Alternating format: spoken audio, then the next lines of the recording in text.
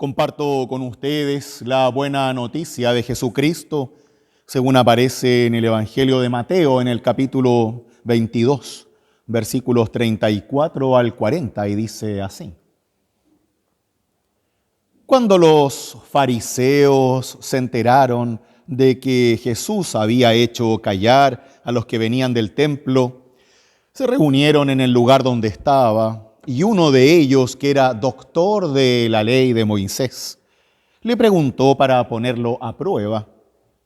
Maestro, le dijo, ¿cuál es el mandamiento más grande de toda la ley? Y Jesús le respondió, amarás al Señor tu Dios con todo tu corazón, con toda tu vida, con todo tu espíritu. Este es el más grande y el primer mandamiento. El segundo es semejante al primero. Amarás a tu prójimo como a ti mismo. De estos dos mandamientos dependen toda la ley y también los profetas. Hasta aquí la lectura del Santo Evangelio. Esta es palabra de Dios. Amén. Tomen asiento, por favor.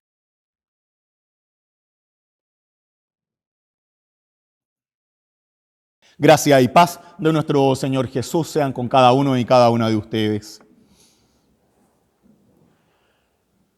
¿Cuál es el mandamiento más importante?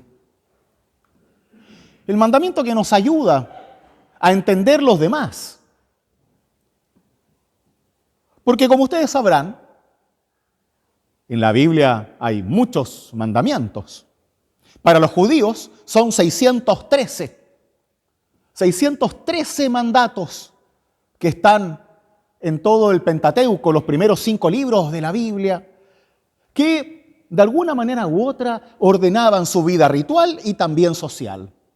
613, y se lo sabían, no es que uno tenía que andarlos recordando, que para nosotros tampoco es tan diferente, solo que nosotros no sabemos las leyes civiles. Uno sabe que no va a andar a más de 50 kilómetros por hora en la calle, estoy seguro que ustedes lo cumplen. Uno sabe que no tiene que andar robando cosas en los supermercados. Uno sabe que no tiene que andarle tirando piedra a las cosas. O sea, uno sabe lo que tiene que hacer y lo que no, aunque ninguno se haya leído la Constitución, ni tampoco haya visto todas las leyes como las conocen los abogados. Uno sabe más o menos qué es lo que tiene que hacer y lo que no, pero también sabe cómo, especialmente los latinoamericanos somos expertos en eso, ¿no? Cómo pasar para el lado, hacernos los locos y no cumplir esas leyes. No pagar impuestos, mentir. Y con esta idea, ¿no?, de que si nadie me está mirando, entonces, bueno, puedo hacerlo. Como si nos tuvieran que obligar a cumplir las leyes, so pena un castigo. Cuando en realidad, como cristianos, debemos cumplir las leyes porque es lo correcto. ¿Cuántas veces hemos escuchado en la calle a una mamá o un papá que le dice al hijo, oye, si no te portas bien, le voy a decir al policía que te rete, ¿no? En vez de hacerse cargo el mismo padre o madre de disciplinar a su hijo, no, el policía tiene que hacerlo, ¿no? Le voy a acusar al jefe. O mi hermano siempre me acusaba con mis mamás y mi papá y así después me pasaba castigado todo el día. Tenemos que tener a alguien, ¿no? Esa es nuestra cultura católica, en donde no se nos enseña a ser responsables con nuestras propias acciones, sino ser responsable con el capataz, con el que tiene que velar que yo cumpla con mi deber. No lo tengo que hacer solo, tiene que haber alguien que me va a castigar si no lo cumplo. Si se dan cuenta, en general, sin ánimo de crear ningún conflicto interno, los países católicos son los más corruptos. ¿Por qué? Porque se le enseña a la gente erróneamente a que solo deben cumplir si los están mirando. Si el jefe está ahí, si no está el jefe, hacemos cualquier cosa. ¿De dónde creen que viene ese dicho de si se va el jefe, los ratones hacen fiesta o el gato? No me acuerdo cómo es, pero se entiende la idea, ¿no? ¿Por qué? Porque si es que no nos están vigilando, entonces podemos hacer cualquier cosa. ¿Por qué? Porque no está. Y si no está, entonces no me está mirando. Como el ejemplo de Adán y Eva en el paraíso, ¿no? Que cuando comen del fruto prohibido, los tontos se esconden, como si Dios no los fuera a ver, po. Esa idea que tenemos de estar buscando la trampa es tan humano. Lo hacemos todos. O sea, yo no, ustedes, digamos. Por eso debemos aprender a enfocarnos a cómo vivimos nuestras experiencias como cristianos en el mundo desde nuestra propia responsabilidad, desde nuestra propia concepción y entendimiento de la ley. Porque volviendo a la Biblia, la ley de Dios dice un montón de cosas. Cosas que hoy día no podemos practicar. La ley prohíbe hacerse tatuajes. La ley me permite vender a mi hija por unos camellos.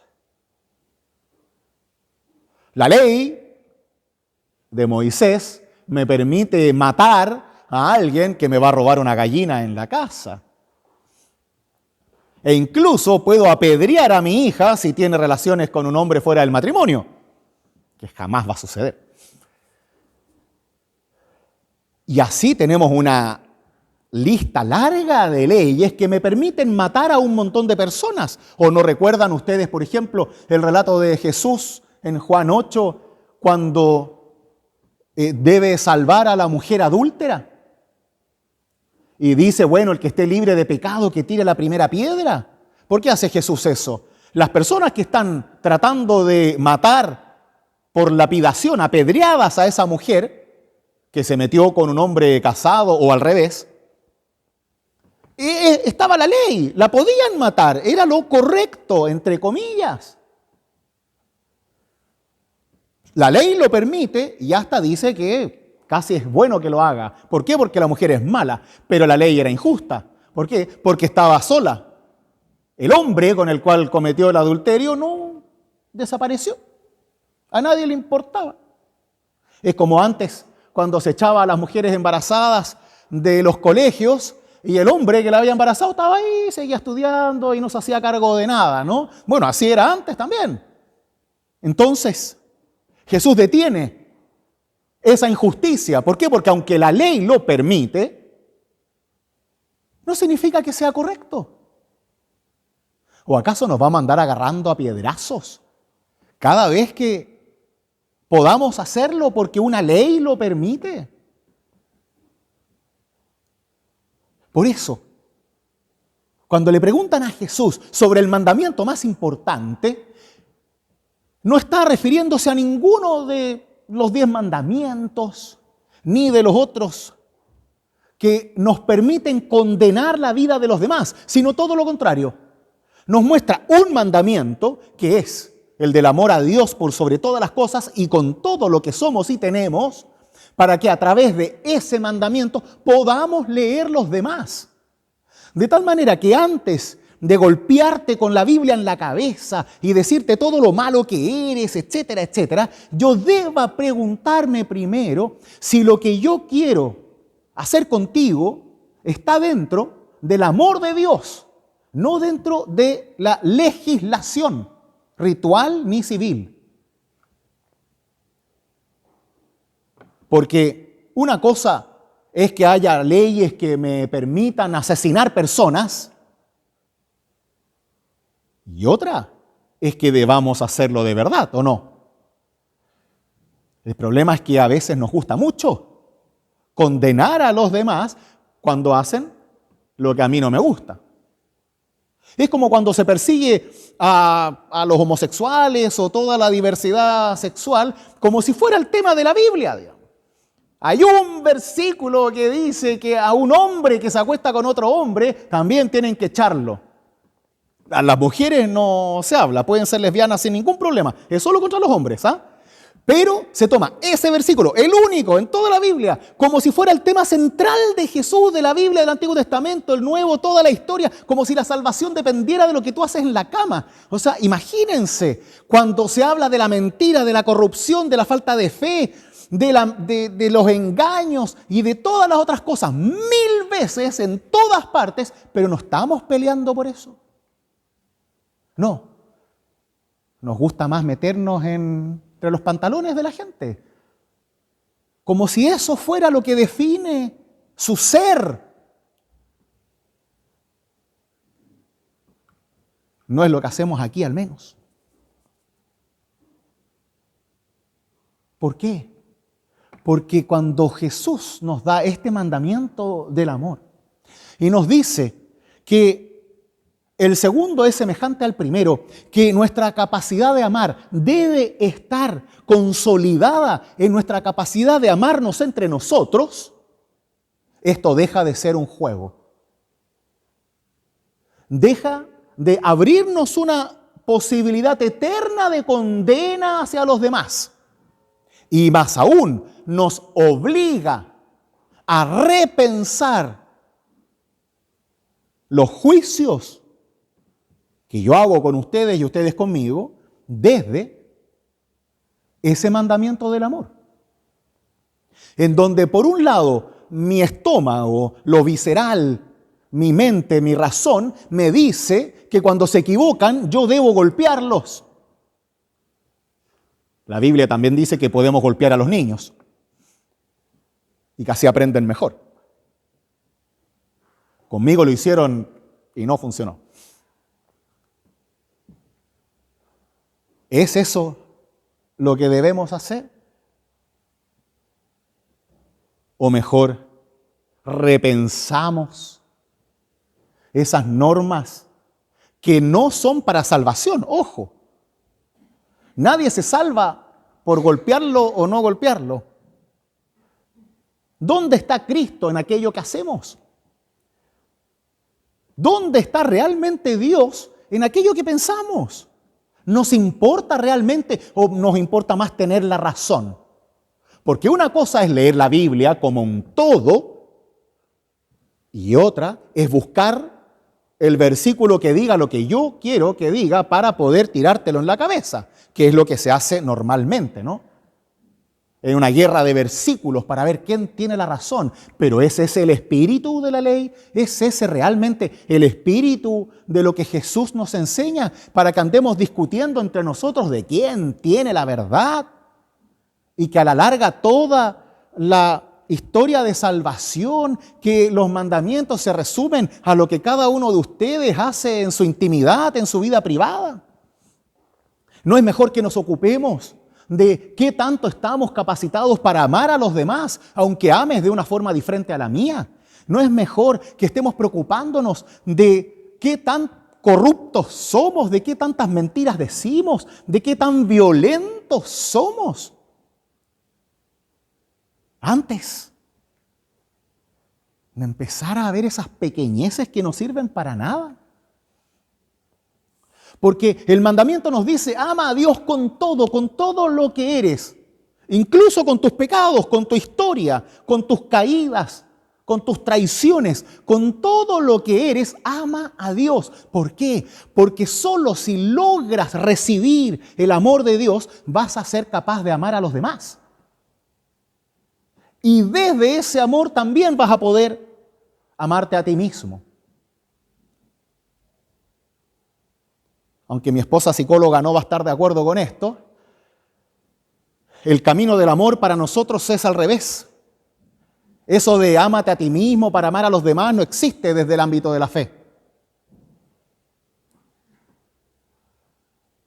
Acá es, siente primero el amor de Dios.